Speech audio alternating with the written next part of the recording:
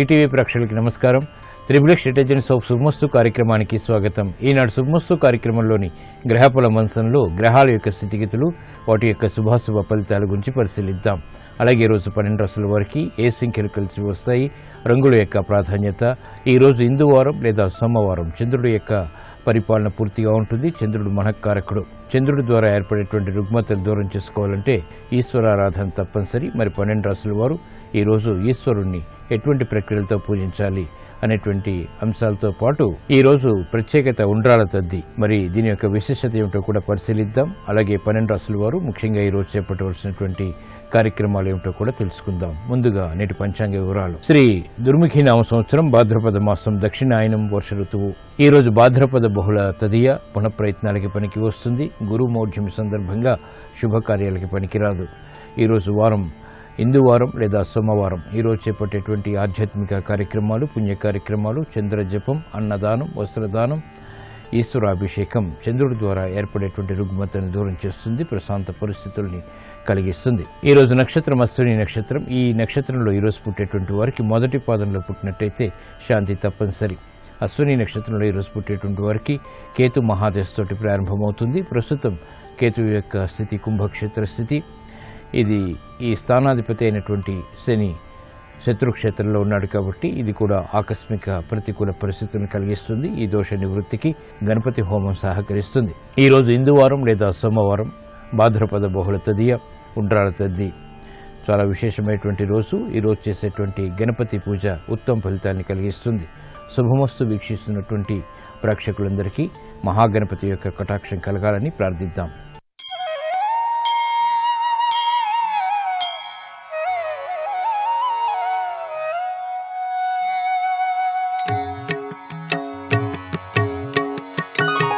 अहो विघ्नराज महादिव्यतेज महादेवपुत्र महामहिमचित्रा भवद्भव्यविघ्नेश्वरं विघ्नराज सदा पाहि मां देव श्रीविघ्ननाथ। तनौ नागभूषं गले पञ्चपुष्पं महादिव्यकायं दिक्पालाधिपालम् काणीपाककूपोद्भवं मोक्षदातं सदा रक्ष मां देव श्रीविघ्ननाथ। सदा श्रीकरं शुभकरं नाम मन्त्रं सदा स्मरणमात्रेण विघ्नापहारम्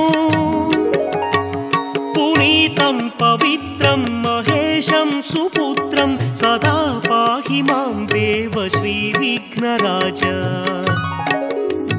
ఇప్పుడు 12 రాశుల వారికి ఏర్పడేటువంటి శుభాశుభ ఫలితాన్ని పరిశీలిద్దాం. ముందుగా మేషరాశి. ఈరోజు మేషరాశి వారిని పరిశీలించినట్లయితే ఆర్థిక వ్యవహారాల్లో ఏర్పడినటువంటి ప్రతికూల పరిస్థితులు ప్రబలమవుతాయి.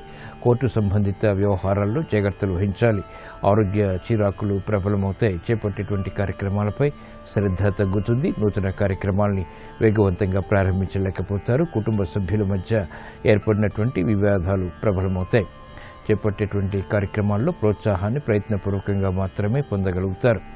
ఆర్థిక సంబంధిత లావాదేవీల విషయంలో పారిశ్రామిక రంగం వారు జాగ్రత్తలు వహించాలి. ఆచితూచి తీసుకున్నటువంటి నిర్ణయాలు మాత్రమే వ్యాపార రంగం వారికి కలిసి వస్తాయి.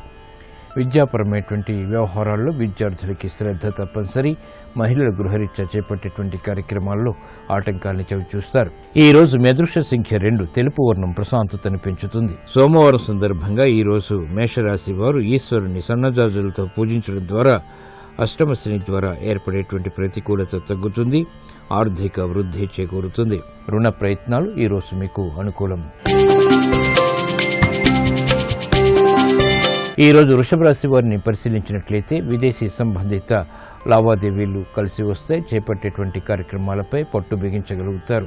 ఆర్థిక సంబంధిత లావాదేవీల్లో మెరుగైనటువంటి మార్పులు చోటు చేసుకుంటే కుటుంబ సభ్యుల మధ్య సఖ్యత పెరుగుతుంది. పిల్లల అభివృద్ధి ఆనందాన్ని కలిగిస్తుంది. ఆలోచన సంపత్తి కలిగి ఉంటారు. చేపట్టేటువంటి కార్యక్రమాల్లో పారిశ్రామిక రంగం వారికి అభివృద్ధి గోచరిస్తుంది. ఆర్థిక వ్యవహారాలు కలిసి వస్తాయి. వ్యవహారాల్లో ఏర్పడినటువంటి ప్రతికూలత వ్యాపార రంగం వారికి తగ్గుతుంది. వ్యాపార విస్తరణ ప్రణాళికలు అమలు చేయగలుగుతారు. చేపట్టేటువంటి కార్యక్రమాల్లో వైద్య వృత్తి వారికి గుర్తింపు లభిస్తుంది. న్యాయవాద వృత్తి వారికి అనుకూల పరిస్థితులు వృత్తిపరంగా చోటు చేసుకుంటాయి. ఈ రోజు మీ అదృష్ట సంఖ్య 6. తెలుపు వర్ణం ప్రశాంతతను పెంచుతుంది. సోమవారం సందర్భంగా ఈ రోజు వృషభ రాశి వారు ఈశ్వరుని ఎర్రగన్నేరు పూలతో పూజించడం ద్వారా మానసిక ధైర్యం పెరుగుతుంది. తద్వారా విజయాలు చేకూరుతాయి. కోర్టు సంబంధిత వ్యవహారాలు, ప్రక్రియలు, సంభాషణలు ఈ రోజు మీకు అనుకూలం. ఈ రోజు మిథున రాశి వారిని పరిశీలించినట్లయితే కార్యక్రమాలను చకచకా పూర్తి చేయగలుగుతారు. కోర్టు సంబంధిత వ్యవహారాల్లో విజయాలు సిద్ధిస్తే శత్రు భీతి తగ్గుతుంది.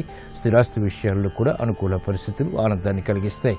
ఆర్థిక చిరాకులు ఉన్నప్పటికీ నెట్టుకు రాగలుగుతారు. సంబంధ బాంధవ్యాలు మెరుగవుతాయి. కుటుంబ వ్యవహారాల్లో శుభవార్తలు వింటారు. ఆశాజనకమైనటువంటి వాతావరణం వ్యాపార రంగం వారికి కొనసాగుతుంది.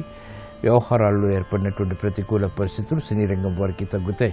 ఆర్థిక చిరాకులు ఉన్నప్పటికీ వైద్య వృత్తి వారికి అనుకూల పరిస్థితులు వృత్తిపరంగా బలాన్ని పెంచుతాయి.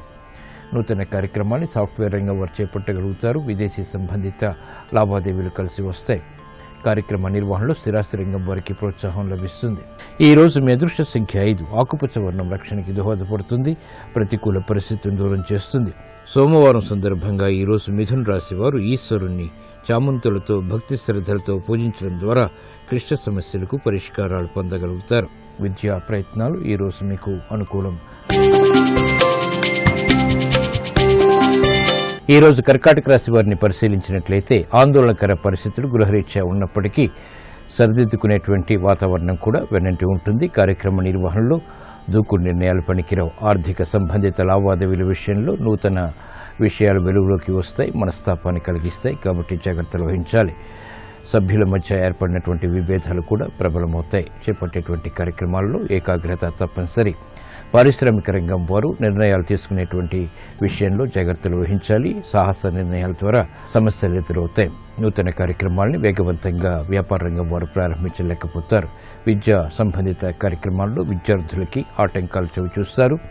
మహిళలు ఆరోగ్య విషయంలో జాగ్రత్తలు వహించాలి. ఖర్చులు పెరిగేటువంటి సంఘటనలు లేకపోలేదు.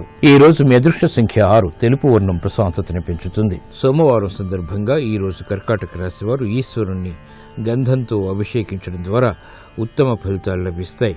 ఆర్థిక చిక్కులు వీడిపోతాయి. ఆర్థిక ప్రయత్నాలు ఈ రోజు మీకు అనుకూలం. ఈ రోజు సింహరాశి వారిని పరిశీలించినట్లయితే ఆర్థిక వ్యవహారాలు కలిసి వస్తాయి. మిత్రుల ద్వారా ఆప్యాయకర సంఘటనలు పొందగలుగుతారు. చేపట్టేటువంటి కార్యక్రమాల్లో ప్రోత్సాహం కూడా వెనంటి ఉంటుంది.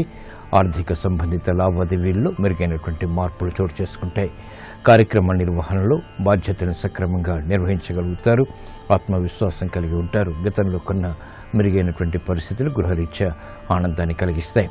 ఆర్థిక సంబంధిత లావాదేవీలు వ్యాపార రంగం వారికి కలిసి వస్తే సాఫ్ట్వేర్ రంగం వారికి ఉన్నతికి చేపట్టేటువంటి కార్యక్రమాల్లో ప్రోత్సాహం లభిస్తుంది. ఉద్యోగస్తులు శుభవార్తలు వింటారు. విద్యార్థులకి శుభ శకునాలు విద్యాపరంగా ఆనందాన్ని కలిగిస్తాయి. చేపట్టేటువంటి కార్యక్రమాలు మహిళలకు ప్రోత్సాహాన్ని పెంచుతాయి. ఈ రోజు మీ అదృష్ట సంఖ్య 3. పసుపు వర్ణం త్వరితగతిని శుభాన్ని కలిగిస్తుంది. సోమవారం సందర్భంగా ఈ రోజు సింహరాశి వారు ఈశ్వరుని గులాబీలతో పూజించడం ద్వారా ధైర్యంతో కూడినటువంటి కార్యక్రమ నిర్వహణ తద్వారా విజయాలు చేతికందుతాయి. దూర ప్రయాణాలు ఈ రోజు మీకు అనుకూలం.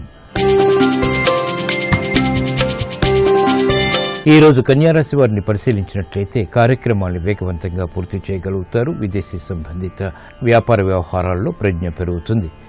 తెలివైనటువంటి నిర్ణయాలు తీసుకోగలుగుతారు. ఆలోచన సంపత్తి కలిగి ఉంటారు. నూతన కార్యక్రమాలు గృహపరంగా కూడా చేపట్టగలుగుతారు. ఆర్థిక వ్యవహారాల్లో మెరుగైనటువంటి మార్పులు సాఫ్ట్వేర్ రంగం వారికి కలిసి వస్తాయి. నూతన ఆలోచన విధానంతో కూడినటువంటి ప్రక్రియలు ఉపకరిస్తాయి, లాభిస్తాయి. కార్యక్రమాలను వేగవంతంగా సినీ రంగం వారు ప్రారంభించగలుగుతారు. ఆధ్యాత్మిక రంగం వారికి మెరుగైనటువంటి మార్పులు చోటు చేసుకుంటాయి. సంతృప్తికర సంఘటనలు తద్వారా ఆనందం లభిస్తుంది. కార్యక్రమాన్ని మహిళలు గృహరీత్యా చేపట్టగలుగుతారు. స్వతంత్ర నిర్ణయాలకు ఉపక్రమించగలుగుతారు. ఈ రోజు మీ అదృష్ట సంఖ్య 2. తెలుపు వర్ణం ప్రశాంతతను పెంచుతుంది. సోమవారం సందర్భంగా ఈ రోజు కన్యారాశి వారు ఈశ్వరుణ్ణి బిల్వదళాలతో పూజించడం ద్వారా ఆర్థిక వృద్ధి చేకూరుతుంది. ఆర్థిక లావాదేవీలు, సంభాషణలు, ప్రక్రియలు ఈ రోజు మీకు అనుకూలం. ఈ రోజు తులారాశి వారిని పరిశీలించినట్లయితే లాభదాయకమైనటువంటి కార్యక్రమ నిర్వహణ గృహరీత్యా కొనసాగుతుంది. అలంకరణకి ప్రాధాన్యతనిస్తారు. ఉక్కిరి బిక్కిరి చేసేటువంటి ఖర్చులు ఉన్నప్పటికీ ఆదాయం కూడా సమాంతరంగా ఉంటుంది. విదేశీ సంబంధిత ప్రయాణాలు వంటివి కలిసి వస్తాయి. నూతన స్నేహితుల ద్వారా లబ్ధి చేకూరుతుంది. వ్యవహారాల్లో చుక్కెదురు పరిస్థితుల్ని అధిగమించగలుగుతారు. రాజకీయ రంగం వారికి ప్రతికూల పరిస్థితులు ఉన్నప్పటికీ నిలదొక్కునేటువంటి వాతావరణం కూడా వెన్నంటి ఉంటుంది. కార్యక్రమ నిర్వహణలో సాఫ్ట్వేర్ రంగం వారికి ఆనందకర వాతావరణం ఏర్పడుతుంది. చేపట్టేటువంటి కార్యక్రమాల్లో మహిళలకు అనుకూల ప్రతికూల పరిస్థితులు సమాంతరంగా ఉంటాయి. ఆరోగ్య విషయంలో జాగ్రత్తలు పాటించాలి. స్థిరాస్తి రంగం వారు సంభాషణల విషయంలో జాగ్రత్తలు వహించాలి. ఈ రోజు మీ అదృష్ట సంఖ్య 1. ఎరుపు వర్ణం ధైర్యాన్ని కలిగిస్తుంది. సోమవారం సందర్భంగా ఈ రోజు తులారాశి వారు ఈశ్వరుణ్ణి గులాబీలతో పూజించడం ద్వారా మానసిక వైషమ్యాలు తొలగిపోతాయి. ఆరోగ్య రక్షణ ఏర్పడుతుంది. వాహన నిర్ణయాలు ఈ రోజు మీకు అనుకూలం. ఈ రోజు వృశ్చిక రాశి వారిని పరిశీలించినట్లయితే వినోదాల్లో పాల్గొంటారు. చేపట్టేటువంటి కార్యక్రమాల్లో ప్రోత్సాహం లభిస్తుంది. నూతన వస్తు కొనుగోలు వంటివి ఆనందాన్ని కలిగిస్తాయి. ఉద్యోగపరమైనటువంటి చిక్కుల నుంచి బయటికి రాగలుగుతారు. ఆర్థిక సహాయ సహకారాలు కూడా పొందగలుగుతారు. బాధ్యతల్ని విస్మరించడం ద్వారా ఏర్పడినటువంటి ప్రతికూల పరిస్థితులు దూరమవుతాయి. చేపట్టేటువంటి కార్యక్రమాల్లో వైద్య వృత్తి వారికి మెరుగైనటువంటి మార్పులు చోటు చేసుకుంటే శ్రమకు తగినటువంటి ఫలితం లభిస్తుంది. కార్మిక రంగం వారికి మెరుగైనటువంటి మార్పులు చోటు చేసుకుంటే వ్యవసాయ రంగం వారికి అనుకూల పరిస్థితులు ఉంటాయి. సినీ రంగం వారికి మెరుగైనటువంటి మార్పులు వృత్తిపరంగా రాణిస్తాయి. నూతన అవకాశాలు ఆనందాన్ని కలిగిస్తాయి. చేపట్టేటువంటి కార్యక్రమాలు వ్యాపార రంగం వారికి కూడా కలిసి వస్తాయి. లాభాలను గడించేటువంటి యోచనలు ఫలిస్తాయి. ఈ రోజు మీ అదృష్ట సంఖ్య 6. తెలుపు వర్ణం ప్రశాంతతను పెంచుతుంది. సోమవారం సందర్భంగా ఈ రోజు వృశ్చిక రాశి వారు ఈశ్వరుణ్ణి పసుపుతో కూడినటువంటి జలంతో అభిషేకించడం ద్వారా శుభ ఫలితాలు ఏర్పడతాయి. ఏలినాటి శని ద్వారా ఏర్పడేటువంటి ఈతి బాధలు కనుమరుగవుతాయి. విదేశీ లావాదేవీలు సంభాషణలు ఈ రోజు మీకు అనుకూలం. ఈ రోజు ధనుసు రాశి వారిని పరిశీలించినట్లయితే నూతన వస్తు కొనుగోలు ద్వారా ఆనందకర పరిస్థితులు చేకూరుతాయి. ఆర్థిక ఒత్తిళ్లు బాగా పెరుగుతాయి. రుణ సంబంధిత వ్యవహారాల్లో ప్రతికూల పరిస్థితులు తారసపడతాయి. నూతన బాధ్యతల్ని బలవంతంగా స్వీకరించాల్సినటువంటి ఆవశ్యకత ఉంటుంది. గృహ సంబంధిత కార్యక్రమాల్లో చిరాకు పరిస్థితులు ఉన్నప్పటికీ నెట్టుకు రాగలుగుతారు. ఆర్థిక వ్యవహారాల్లో వ్యాపార రంగం వారు జాగ్రత్తలు వహించాలి. నూతన సమస్యలు పారిశ్రామిక రంగం వారికి వెలుగులోకి వస్తాయి. అయినప్పటికీ పరిష్కరించుకోగలుగుతారు. విద్యార్థులకి గట్టి కృషి తప్పనిసరి. మహిళలకు బాధ్యతతో కూడినటువంటి కార్యక్రమాల ద్వారా గుర్తింపు లభిస్తుంది. కార్యక్రమ నిర్వహణలో సాఫ్ట్వేర్ రంగం వారికి ప్రతికూల పరిస్థితులు తగ్గుతాయి.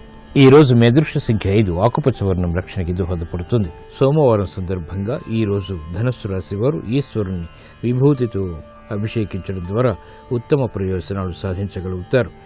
ఏలినాటి శని ద్వారా ఏర్పడేటువంటి ప్రతికూలత కనుమరుగవుతుంది. వ్యాపార నిర్ణయాలు ఈ రోజు మీకు ఊరట కలిగిస్తాయి.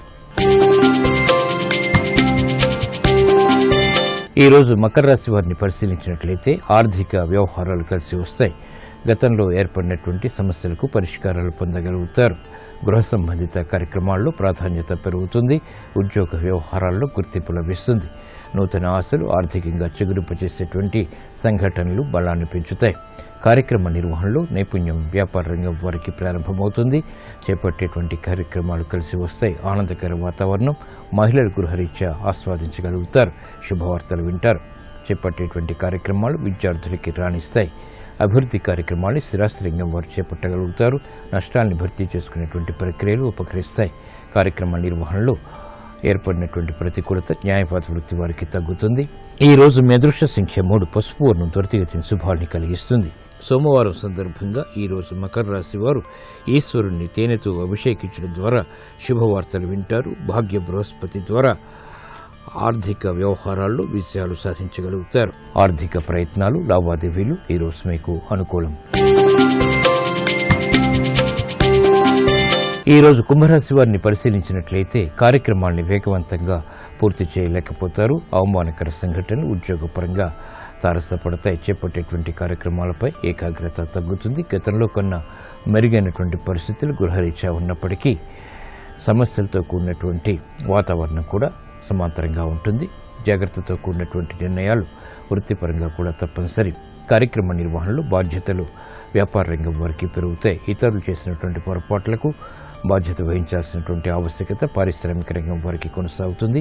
బ్యాంకింగ్ రంగం వారికి ప్రతికూల పరిస్థితులు ఉంటాయి. వైద్య వృత్తి వారికి సమస్యలు వృత్తిపరంగా తారసపడతాయి కాబట్టి జాగ్రత్త వహించాలి. నూతన కార్యక్రమాల్ని మహిళలు గృహరీత్యా చేపట్టలేకపోతారు. ఈ రోజు మీ అదృష్ట సంఖ్య 9. ఎరుపు వర్ణం ధైర్యాన్ని కలిగిస్తుంది.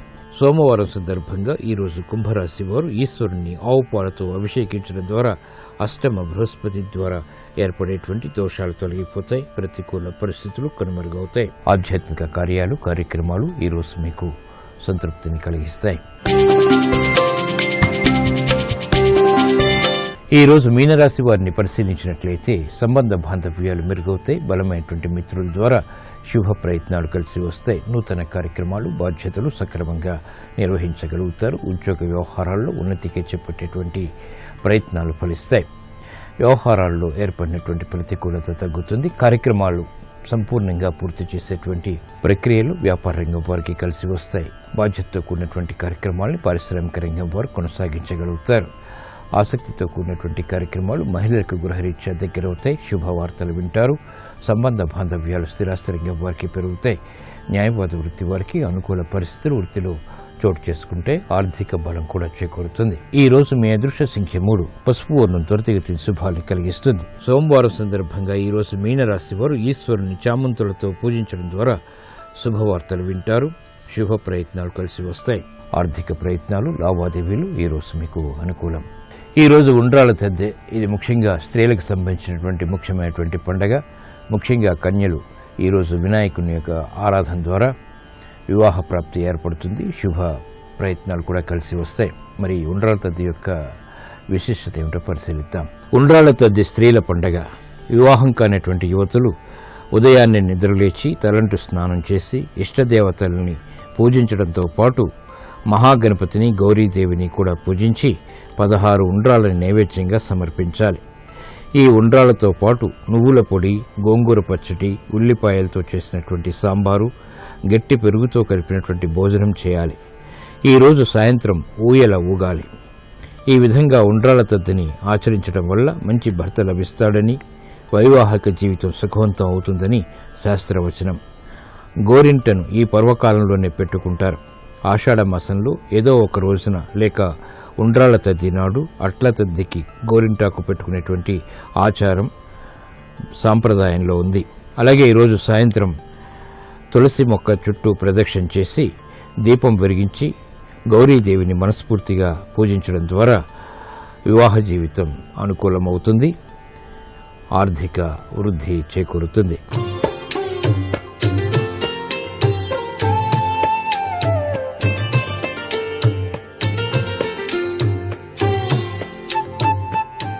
XXX డిటర్జెంట్ సోప్ శుభమస్తు కార్యక్రమంలో గృహబలం అంశానికి స్వాగతం.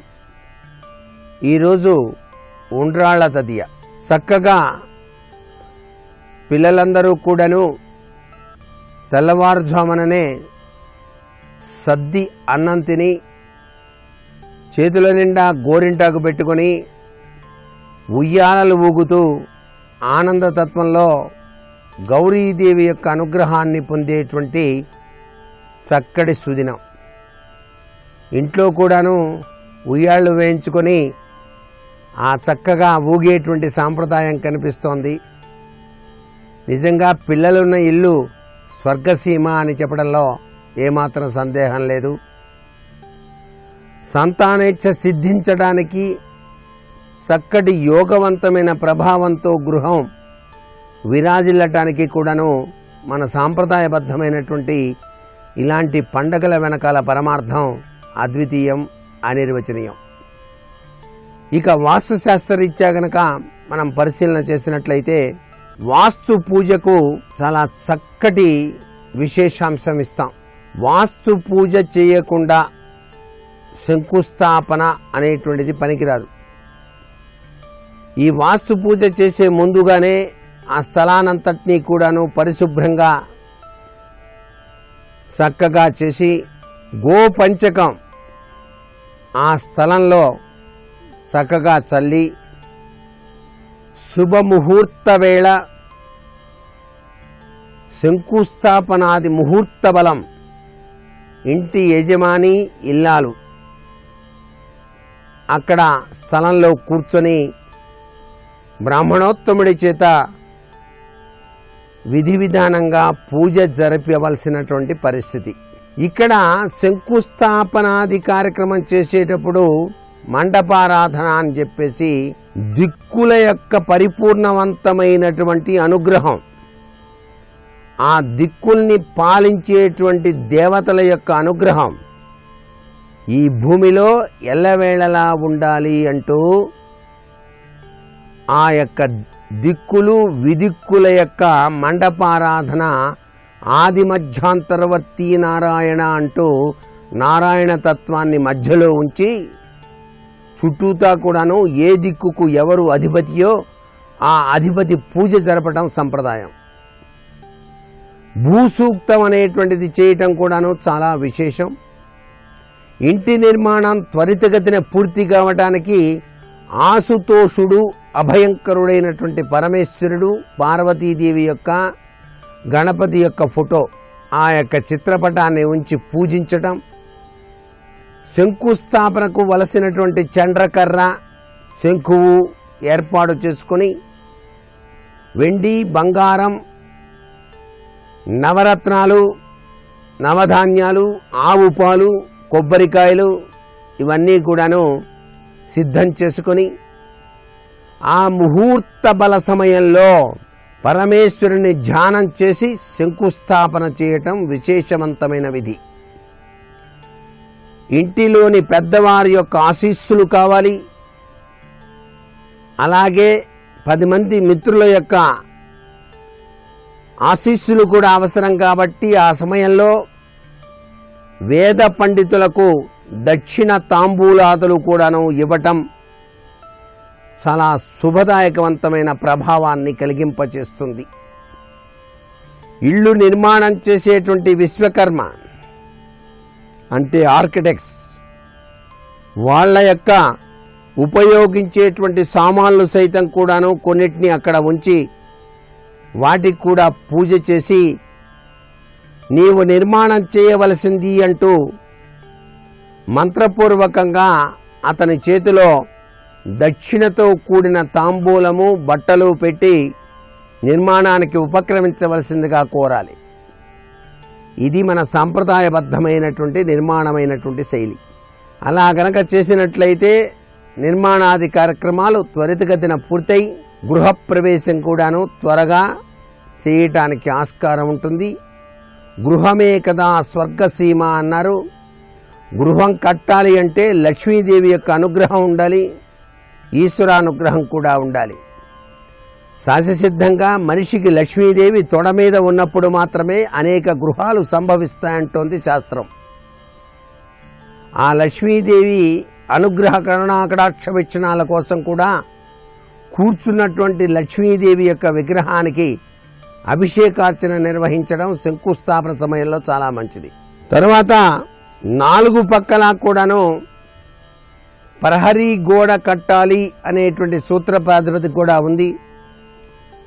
దక్షిణం కంటే ఉత్తరం వైపున ప్రహరీ గోడ కొంత తక్కువగాను, పడమర కంటే తూర్పు గోడ కొంచెం తక్కువగాను నిర్మాణం చేయటం మంచిది. ప్రహరీ గోడ లేకుండా ఇంటి నిర్మాణం కనుక చేసినట్లయితే ఇంటికి నలుదిక్కులా ఉన్నటువంటి ఇతరుల యొక్క స్థలం యొక్క వాస్తు దోషాలను నిర్మించుచున్నటువంటి ఇంటి యొక్క యజమానికి లేదా కుటుంబ సభ్యులు అనుభవించవలసి వస్తుంది అని చెప్పేసి శాస్త్రం. ఇది చాలామంది పాటించడం లేదు ఇప్పుడు. అయినప్పటికీ కూడాను పాటిస్తే మంచిది అని చెప్పేసి వాస్తుశాస్త్రం చెబుతోంది. ఎందుకంటే గృహ నిర్మాణం చేసేటప్పుడు ముందరగానే కాంపౌండ్ వాల్ కట్టుకుంటే లోపలికి ఏ విధంగా రావాలి, సామానంతా ఏ విధంగా తీసుకువెళ్ళాలండి, చాలా ఇబ్బంది కదా అని చెప్పేసి కూడా భావన చేస్తారు చాలామంది. ఇంటి నిర్మాణం ప్రారంభించినప్పుడు ఇంటికి నలువైపులా సమానంగా స్థలాన్ని వదలాలి. పడమర కంటే తూర్పు స్థలం ఎక్కువగాను, దక్షిణం కంటే ఉత్తర స్థలం ఎక్కువగాను వదలటం మంచిది. స్థలాలు వదిలేటప్పుడు ఆ స్థలంలో ఉన్నటువంటి లెక్క ప్రకారంగా వదులుకోండి. అంతేగాని ఈయన వదలమన్నాడు కదా అని చెప్పేసి స్థలం లేకపోయినా వదిలి నిర్మాణం చేస్తే చాలా చిన్నిళ్ళు అయిపోతుంది. దానికి తగ్గట్టుగా ఆ స్థల కొలతలను బట్టి ఆ యొక్క స్థలాన్ని వదులుకోవటం పరిపూర్ణమైనటువంటి ప్రభావాన్ని కలిగింపజేస్తుంది. ఇంటి యొక్క స్థలం నలుమూలలా సమానంగా ఉండేటట్టుగా చూసుకోండి. ఒక్క ఈశాన్యం పెరిగినా పర్వాలేదు, దానివల్ల కుటుంబం యావత్తు కూడాను చాలా బాగుంటుంది. ఏమాత్రం తూర్పు ఈశాన్యం కానీ ఉత్తర ఈశాన్యం కానీ మూలలు తగ్గితే కించిత్తు అనారోగ్యం కానీ ఆర్థిక ఇబ్బందులు కానీ పొడసూపడానికి ఆస్కారం ఉంటాయి. మరికొన్ని ముఖ్య విషయాలు రేపటి శుభమస్తు కార్యక్రమంలో తెలుసుకుందామా? మరి సర్వే జనా సుఖినో భవంతు.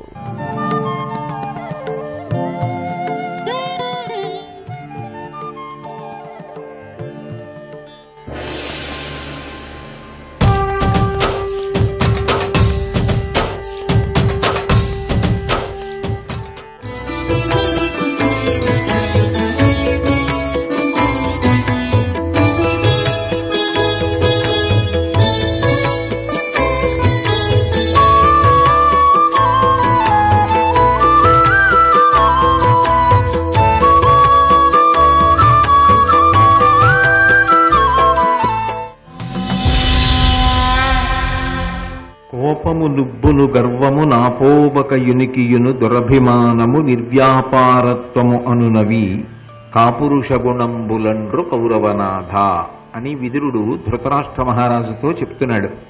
అందులో కోపము, ప్రతి చిన్నదానికి ఉబ్బిపోయేటటువంటి గుణం ఉండడం, గర్వము, తృప్తి లేనటువంటి జీవితం,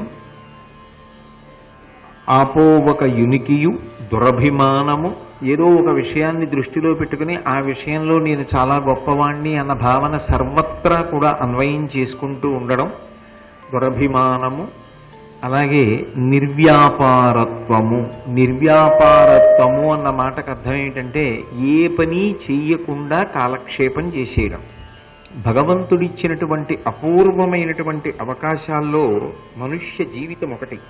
అది ఎంతకాలం ఉంటుంది అంటే చెప్పడం చాలా కష్టం. నిత్యమా జీవితము నీటిపై బుగ్గ అని. ఇంతకాలం ఉంటుంది అని ఎవరూ చెప్పలేరు. కానీ భగవంతుడిచ్చినటువంటి కాలాన్ని సద్వినియోగం చేసుకోకుండా కేవలముగా ఏదో ఊపిరితో ఉండడం కోసమే జీవితము అన్నట్లుగా బ్రతికేయడం మాత్రం దోషం. ఖచ్చితంగా సాత్వికమైన ఆహారం తీసుకోవాలి, వ్యాయామం చెయ్యాలి, శరీరాన్ని ఆరోగ్యంగా నిలబెట్టుకోవాలి. కానీ శరీరాన్ని ఆరోగ్యంగా నిలబెట్టుకోవడానికి ప్రయోజనం ఏమిటి అంటే భగవంతుడిచ్చినటువంటి పరమాద్భుతమైనటువంటి ఒక గొప్ప పనిముట్టు ఈ శరీరం. ఈ శరీరాన్ని సక్రమంగా ఎవరు ఉపయోగించుకుంటారో వాళ్ళు ఉత్తర జన్మలలో కూడా మళ్ళీ మనుష్య శరీరాన్ని పొంది భగవంతుణ్ణి చేరుకోవడానికి కానీ మరికొంత అభ్యున్నతిని పొందడానికి కానీ అవకాశం ఉంటుంది. అసలు ఎంతసేపు దీన్ని చాలా జాగ్రత్తగా ఉంచడం ఒకటే జీవితానికి లక్ష్యం అనుకోండి. దీన్ని పోషించడం, దీన్ని చక్కగా పడుకోబెట్టడం, దీన్ని ఆరోగ్యంగా ఉంచడానికి వ్యాయామం చేయడం అంతవరకు మంచిదే. కానీ దాన్ని ఉపయోగించుకోవడం అది లేనప్పుడు ప్రమాదానికి ఎడుతుంది. ఎందుకనంటే ఈ శరీరమునకు రెండు పేర్లు ఉన్నాయి. ఒకటి శరీరము, రెండు దేహము అని పిలుస్తారు. 50 సంవత్సరాలు దాటిపోయిన తర్వాత శరీరానికి దేహము అని పేరుతో పిలవబడుతూ ఉంటుంది. కారణం ఏమంటే అది ఇంకా దహింపబడేటటువంటి లక్ష్యం వైపుకి వెళ్ళిపోతూ ఉంటుంది. పడమట సంధ్య వైపుకి పొద్దు వాలిపోతోంది తప్ప పూర్వం ఎంత ఓపిక ఉందో అంత ఓపిక ఉండే అవకాశం ఉండదు. అలా కాకముందే మనిషి ఆఖరి ఊపిరి వరకు కూడా యథార్థానికి చాలా చక్కగా శరీరాన్ని ఉపయోగించుకోవాలి. అందున మనుష్యుని యొక్క శరీరానికి ఉండే లక్షణం ఏమిటంటే ఏ కాలమునందు దీన్ని బాగా ఉపయోగించుకోవాలో, ఏ కాలమునందు దీని యందు మంచి మంచి విషయముల యందు అనురక్తి కల్పించాలో అది ఆ వయస్సునందు కల్పించారనుకోండి, అది స్ఫురణ శక్తిగా మనసు నిలబెట్టుకుంటుంది. ఉదాహరణకి ఒంట్లో ఓపిక ఉండే సమయం ఏది? ఓ 55 సంవత్సరాలు వచ్చే వరకు బాగా ఓపిక ఉంటుంది. 55 సంవత్సరాల తర్వాత ఓపిక తగ్గుతుంది కదా.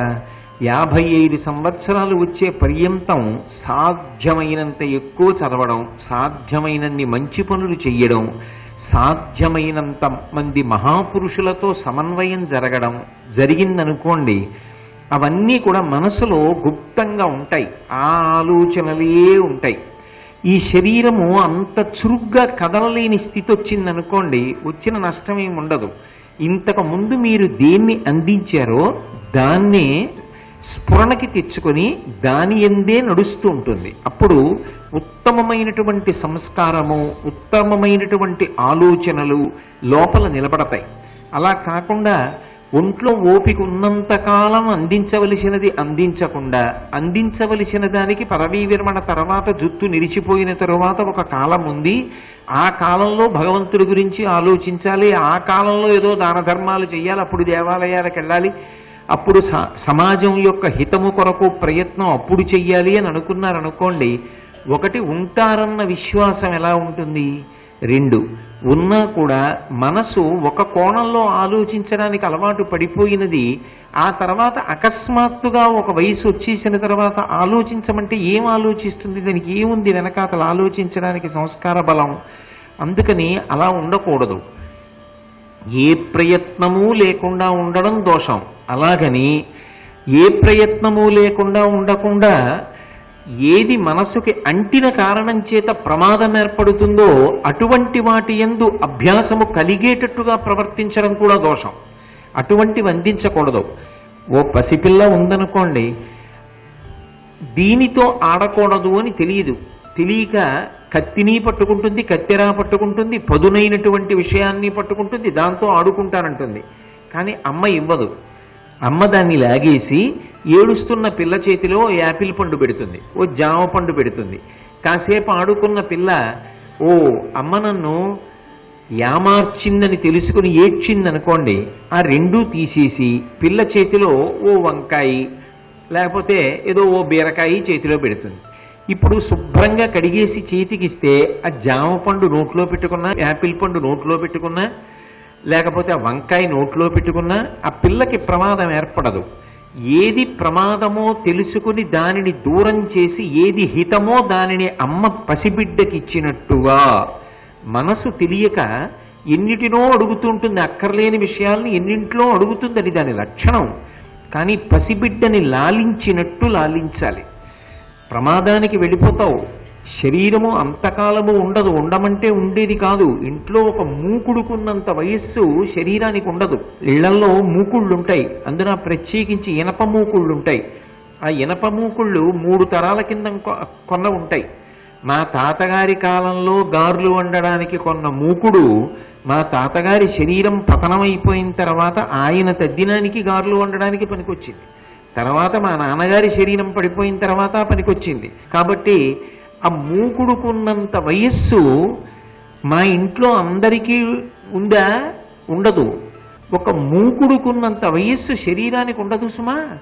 కాబట్టి నువ్వు దీన్ని నేను సద్వినియోగం చేసుకోవడానికి కావలసిన ఆలోచన చెప్పు తప్ప నువ్వు 24 గంటలు అక్కర్లేనివన్నీ తీసుకొచ్చి నా ముందు ప్రస్తావన చేస్తే నేను దాని వైపు కానీ ఉత్సాహాన్ని పొందితే జీవితం పతనమైపోతుంది. కాబట్టి నీకు ఇవ్వడం కుదరదు అని ప్రయత్నపూర్వకంగా మనసుతో మాట్లాడడం రావాలి. మీరు అందుకే మహాత్ముల యొక్క కీర్తనలు పరిశీలించండి. అవి ఎవరినో ఉద్దేశించి చెప్పరు, మనసుకి చెప్పుకుంటారు. మనస అని శీర్షిక పెడుతూ త్యాగరాజస్వామి ఎన్నో కీర్తనలు చేశారు. తన మనసుతో తాను మాట్లాడుకుంటారు. ఇది ఎటువైపు వెళ్ళిపోతోంది? చాలా ప్రమాదకరమైనవే వెళ్ళిపోతోంది. ఇది ఒక భారతం చదవడానికి ఉత్సాహపట్టలేదే, ఇది రామాయణం చదవడానికి ఉత్సాహపట్టలేదే, దీనికి 24 గంటలు అక్కర్లేని విషయాల మీద వ్యామోహం ఉంటోందే, ఖాళీగా కూర్చోమ్మంటే గడిపేస్తోందే. భగవంతుడిచ్చినటువంటి అత్యంత ప్రయోజనకరమైనటువంటి ఉపకరణం ఏదున్నదో అదే మనుష్య జీవితం పాడైపోవడానికి కూడా చాలా తేలికగా ఉండేటటువంటి భోగోపకరణం. 84 లక్షల జీవరాశుల్లో ఎవ్వరికీ లేనటువంటి గొప్ప ఉపకరణం భగవంతుడు ఒక్క మనుష్యుడికి ఇచ్చాడు. ఏది అంటే స్వరపీఠిక. మాట్లాడగలిగిన శక్తి మనుష్యునకున్నది. కానీ దాని విలువ గుర్తించలేకపోయారనుకోండి, దానంత పాడు చెయ్యగలిగిన ఉపకరణం కూడా లోకంలో ఇంకోటి లేదు. ఏమీ పని లేదు, కాసేపు అలా తిరిగొద్దాం. ఏమీ పని లేదు, కాసేపు ముచ్చట్లు ఆడుకుందాం. మనసుకి ఉత్సాహం ఉండాలంటే ఏం చేయాలి? నీకు ఇష్టమైన వాడి గురించి పొగుడుతున్నా ఉండాలి, నీకు ఇష్టం లేని వాడి గురించి విమర్శిస్తున్నా ఉండాలి. ఈ రెండు పాపకారణములే కదా. ఎందుకు దాని గురించి అస్తమానం? కాబట్టి నీకు ఖాళీగా ఉన్నావు, మౌనంగా కాసేపు పుస్తకం చదువు. ఓ మంచి పుస్తకాన్ని చదువుతుంటే ఏమిటి దాంట్లో వచ్చిన ఇబ్బంది? అయితే మనసు ఉత్సాహం నేర్చుకోవాలి. అది అక్కరలేని విషయం పట్టుకోకూడదు, పనికొచ్చే విషయాన్ని పట్టుకోవాలి. అలా పట్టుకోవడానికి ఒక పిల్లవాడికి ఎలా శిక్షణనిస్తారో, ఒరే నువ్వు సాయంకాలం ఖాళీగా ఉంటున్నావు కదా, ఒక గంట మృదంగం నేర్చుకో. రాబోయే కాలంలో నువ్వు ఎంత పెద్ద అధికారివైనా కానీ అది నీకు గొప్ప గుర్తింపు తెస్తుందని చెప్పడం కష్టం. కానీ ఒక గొప్ప మృదంగ విద్వాంసుడిగా నీ స్థాయి వేరుగా ఉంటుంది. ఎంత కష్టపడి నువ్వు పనిచేసి ఎంత గొప్ప అధికారివైనా నువ్వు ఒక ఆదివారం నాడు ఒక కచేరీలో పక్కన కూర్చుని మృదంగ విన్యాసం చూపించడంలో నీకుండే సంతోషం, నీకుండే గుర్తింపు వేరుగా ఉంటాయి. మృదంగం నేర్చుకో అని తల్లి ఎలా పిల్లవాడికి శిక్షణ గరపి వృద్ధిలోకి తెస్తుందో, మనసుని ప్రయత్నపూర్వకంగా అలా తిప్పితే తప్ప కాలము సద్వినియోగము కాదు. జీవితం అంటే ఒక నియతి కాలము, పుట్టిన దగ్గర నుంచి మరణించే వరకు. ఇందులో చాలా కాలం అజ్ఞానంలో వెళ్ళిపోతుంది. ఎందుకంటే బాలస్తావ క్రీడాసక్త, తరుణస్తావ తరుణీసక్త, వృద్ధస్తావ చింతాసక్త, పరసే బ్రహ్మణి కోపిన సక్త. సగం జీవితం నిద్రలో వెళ్ళిపోతోంది, మిగిలింది కొంత బాల్యంలో వెళ్ళిపోతోంది, కొంత డబ్బు సంపాదించుకునే పిచ్చిలో యవ్వనంలో వెళ్ళిపోతోంది, అది చాలక మరికొన్ని పిచ్చిలు, ఇక వృద్ధాప్యం అంతా చింతలో పోతోంది. ఇక మిగిలినది ఎంతపాటి ఉంది అసలు సరి అయిన విషయం మీద అధ్యవసాయంతో బుద్ధిని నిలబెట్టడానికి? ఇది గుర్తెరగకపోతే, అసలు నీ జీవితపు విలువ నువ్వు తెలుసుకోకపోతే, నీకు భగవంతుడిచ్చినటువంటి ఒక పరమాద్భుతమైన ఉపకరణం ఈ శరీరము. మనుష్య శరీరానికి ఒక గౌరవం ఉందా లేదా? అటువంటి గౌరవం కలిగినటువంటి ఉపకరణము భగవంతుడిచ్చినప్పుడు దాన్ని సద్వినియోగం కూడా చేసుకోవాలా వద్దా? ఆ ఆర్తి కలిగినటువంటి వాళ్ళు జీవితాన్ని పండించుకున్నారు. అది తెలియలేదనుకోండి, ఈ ఉపకరణం దుర్వినియోగం అయిపోతుంది, దానివల్ల ఏమీ ఉపయోగం ఉండదు. అది ఎలా ఉంటుందంటే, ఇంట్లో ఒక మంచి గ్రంథం ఉంది, చదివే ప్రయత్నం చెయ్యలేదు, గ్రంథం ఏం చేస్తుంది? బలవంతంగా వచ్చి చదివిస్తుందా? చదివించలేదు. ఈ ఉపకరణం కూడా అంతే. దీన్ని సక్రమంగా వినియోగించుకోకపోతే భగవంతుడు ఏం చేస్తాడు? ఒక వ్యక్తి జీవితకాలాన్ని సద్వినియోగం చేసుకోవాలి, నేనేదో సాధించాలి అన్న ఒక లక్ష్యం ఉందనుకోండి. లక్ష్యము ఇంధనం, ప్రయత్నం అగ్నిహోత్రం. ఇంధనం అగ్ని కలిస్తే కదా మండడం.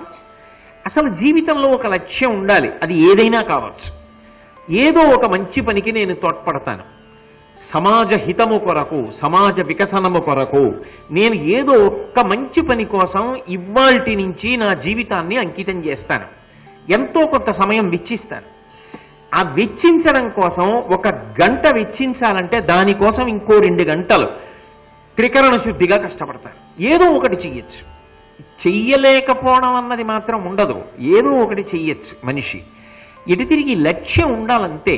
కాదు కోట్ల మందిలో ఒకరిలా బ్రతికేస్తాను అనుకుంటే, ఏ లక్ష్యం లేకపోతే ఎంతసేపు శరీరాన్ని ఆరోగ్యంగా ఉంచుతారు. తినేది ఎందుకు? ఆరోగ్యంగా ఉండడానికి. ఆరోగ్యంగా ఉండేది ఎందుకు? పడుకోవడానికి. పడుకునేది ఎందుకు?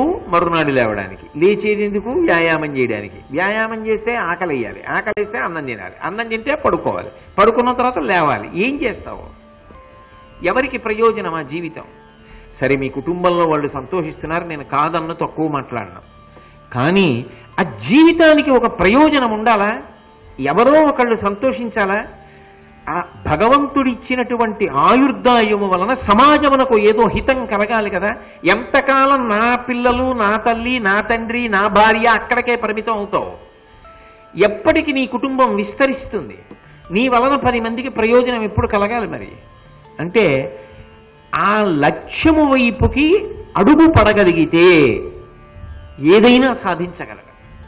స్వామి వివేకానంద ఒక మాట చెప్తుండేవారు, పిప్పిభము అని ఒక పిట్ట, అది చాలా చిన్న పిట్ట, లకుముకి పిట్టలాగా. ఆ తిత్తిభ పిట్ట ఒక మగపిట్టతో కలిసి కాపురం చేస్తుండేది ఓ సముద్రపు ఒడ్డున. అది గుడ్లు పెడుతూ ఉండేది సముద్రపు ఒడ్డున ఇసుకలో. సముద్ర తరంగములు వచ్చి ఈ ఇసుకలో పెట్టిన గుడ్లు పట్టుకెళ్ళిపోతుండేవి. పోను అది మార్చర్చగా అది పెంకితనంగా అక్కడే గుడ్లెట్టేది, సముద్రం పట్టుకుపోయేది. 2-3 మాటలు చూసింది. ఏమిటి నీ తెంపరితనం? నేను గుడ్లు పెడతాను, నువ్వు పట్టుకుపోతావు, సముద్రం లేకుండా చేస్తాను, ఏం గుడ్లు వదిలిపెట్టలేవా అని సముద్రాన్ని కప్పెట్టేద్దాం నువ్వు నేను అని చెప్పి అది భార్య కలిసి సముద్రంలోకే వెళ్ళి రెక్కలు తడి చేసుకోవడం, కాస్త ఇసుక అంటించుకోవడం, సముద్రంలో చల్లుతూ ఉండడం. మిగిలిన తిత్తిభాలు చూసేయి, ఏమిటి ఆ పని అని అడిగాయి. అది నా గుడ్లు ఎత్తుకుపోయింది, నేను సముద్రాన్ని కప్పెట్టేస్తాను, రూపు లేకుండా చేసేస్తాను. మిగిలిన పక్షులు ముందు నవ్వేయి, కానీ అది పడుతున్న కష్టం, దాని లక్ష్యశుద్ధి చూసేయి. మిగిలిన తిత్తిభ పక్షులన్నీ బయలుదేరాయి. అరే మన పక్షి జాతిరా అని మిగిలిన పక్షులన్నీ బయలుదేరాయి.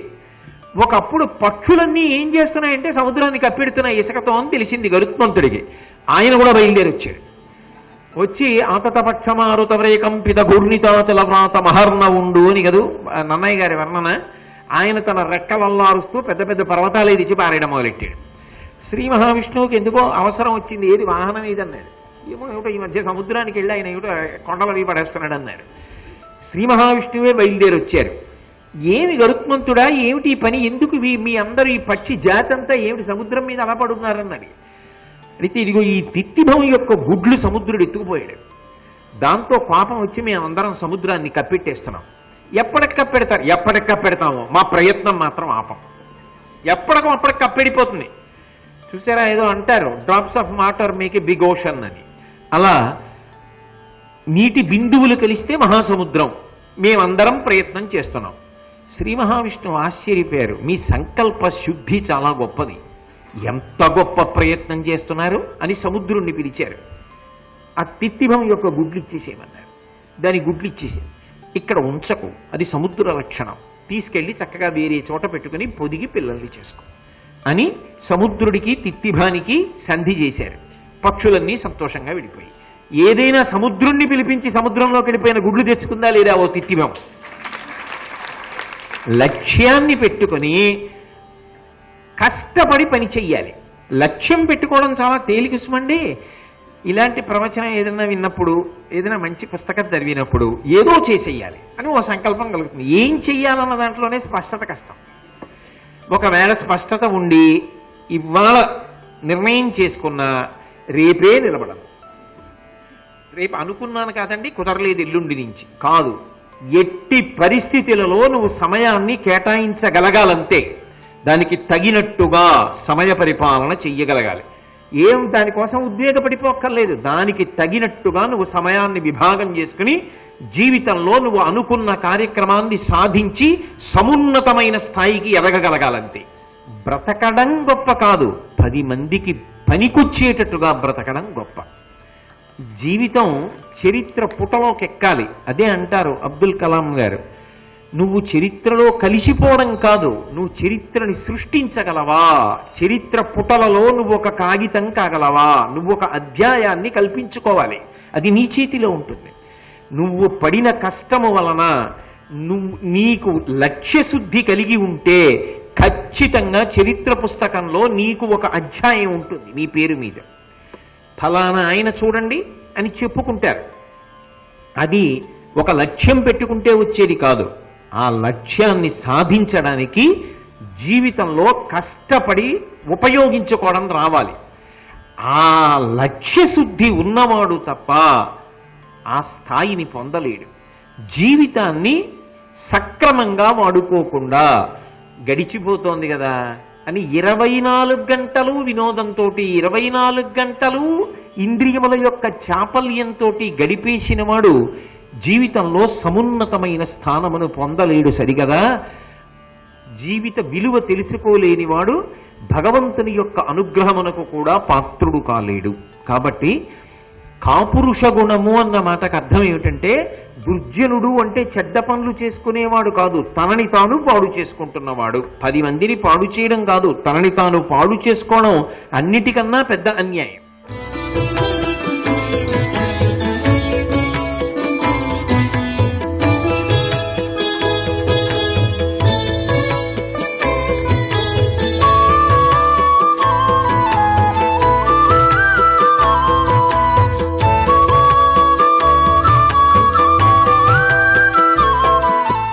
సర్వం శ్రీ ఉమామహేశ్వర పరబ్రహ్మార్పణమస్తు.